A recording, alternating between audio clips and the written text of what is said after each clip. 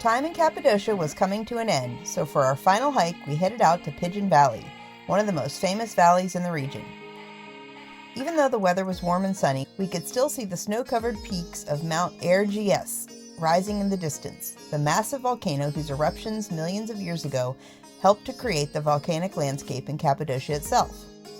Along the trail, we noticed several trees covered in tied pieces of fabric and the hanging blue evil eye charms. In Turkey, people often tie cloth to trees while making wishes or prayers, and the blue Nazar amulets are believed to protect against bad luck and negative energy. Even before we descended into the valley, we could already hear and see pigeons circling overhead everywhere we looked. As we started hiking down, the sounds of the pigeons only got louder. At the bottom, a deep crevice running through the valley floor revealed the slow geological process that formed this place over thousands of years. Water was still flowing through it, continuing to carve the volcanic rock little by little. Across the canyon walls were entire clusters of openings carved into the rock, an old pigeon village built directly into the cliffs.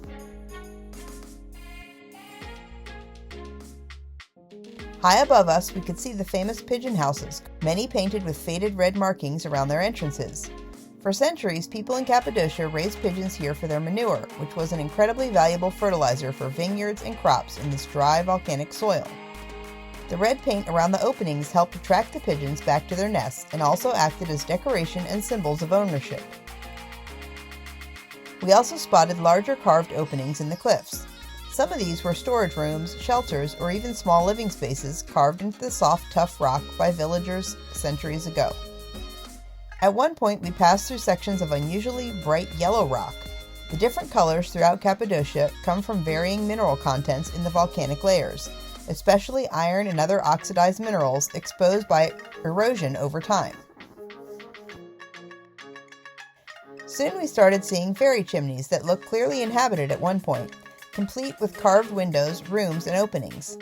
Many of these formations were once homes, chapels, storage spaces, and even dovecotes used by local families. At first, the hike felt surprisingly easy and flat. We were joking that this seemed like the perfect grandparent hike compared to some of the other Cappadocia valleys we'd explored.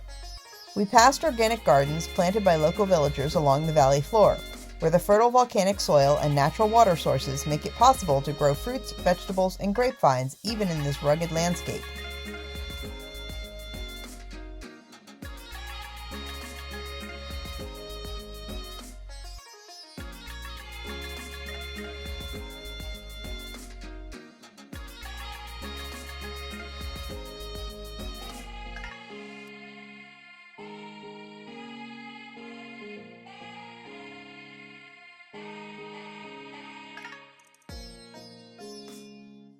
But the valley kept changing with every turn. Soon towering cliff walls surrounded us, lined with partially formed mushroom-shaped rock formations created by uneven erosion in the softer volcanic layers.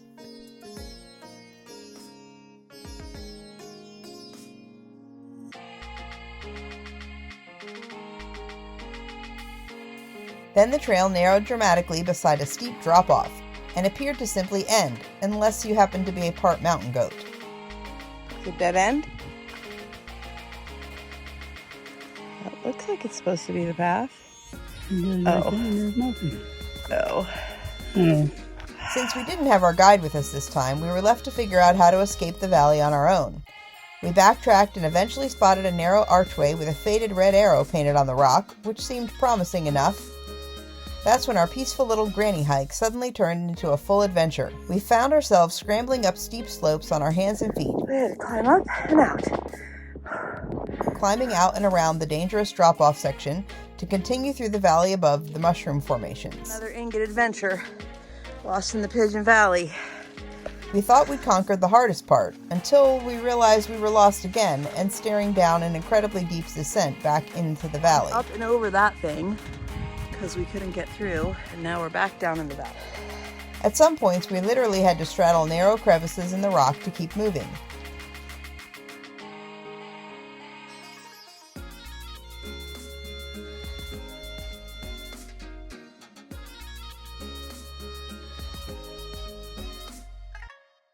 And then came the most difficult section of all. Gotta hold the rope. Oh, at least there's a rope. You think that way's better or no?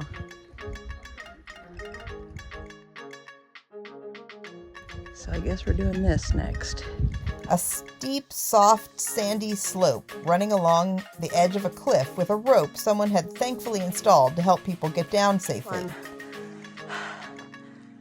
The ground felt loose and squishy beneath our feet, and I was extremely nervous trying not to slide down the mountain. He says I'm not adventurous because I get nervous when I don't know what's happening. I say I'm adventurous because I do it anyway. But I do get nervous when we get lost. But now we found this tour group, so we're following them out of this valley. At that point, we were very relieved to catch up with a tour group that presumably had a guide who actually knew how to get out of this valley. We decided staying close to them was probably in our best interest for the remainder of the hike. So this officially turned out to be very much not the relaxing granny hike we were originally expecting. But honestly, those are usually the adventures you remember the most. We still had one more steep descent through a mostly dry riverbed,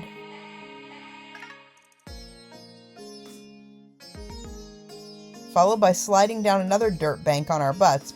Now we decide if we go through the tunnel or around. Before finally reaching flatter ground again. Walk through someone's garden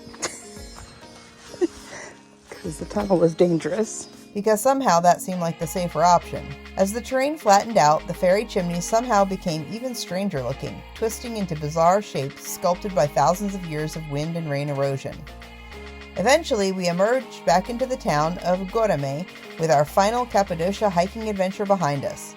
But we weren't ready to say goodbye just yet, so we climbed one last hill to the famous sunset viewpoint overlooking the Red Valley Plateau, where the cliffs slowly change color in the evening light from gold to pink to deep red.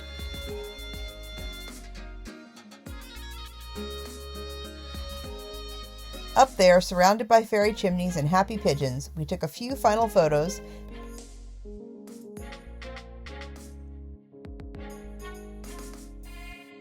and said goodbye to the landscapes we had completely fallen in love with over the past few weeks.